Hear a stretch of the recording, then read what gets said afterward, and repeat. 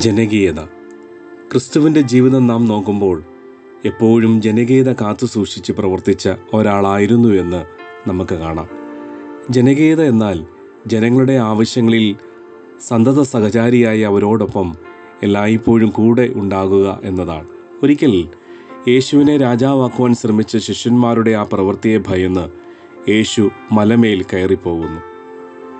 തനിക്ക് ഒരു പദവി ലഭിച്ചാലേ ജനങ്ങളുടെ ആവശ്യങ്ങൾ ചെയ്യുകയുള്ളൂ എന്നത് ക്രിസ്തുവിൻ്റെ പഠിപ്പിക്കൽ ആയിരുന്നില്ല.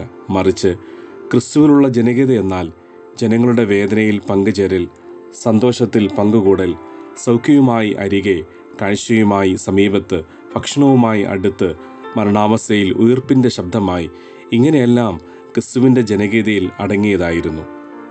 സ്വന്തം താല്പര്യങ്ങൾ വെടിഞ്ഞ് ജനതാല്പര്യങ്ങൾക്ക് ഊന്നൽ കൊടുക്കുമ്പോൾ ജനകീയത സൃഷ്ടിക്കപ്പെടും. നമ്മുടെ ഏതൊരവസ്ഥയ്ക്കും ഒരു പദവിയും കൂടാതെ കൂടെ നിൽക്കുന്നവനാണ് നമ്മുടെ ദൈവമെന്ന് തിരിച്ചറിയുക. യോഹന്നാൻ്റെ സുവിശേഷം 6-ാം അധ്യായം 15-ാം വാക്യം. അവർ വന്ന് തന്നെ പിടിച്ച് രാജാവാക്കാൻ ഭവിക്കുന്നു എന്ന് യേശു അറിഞ്ഞിട്ട് പിന്നെയും തനിച്ച് മലയിലേക്ക് വാങ്ങിപ്പോയി.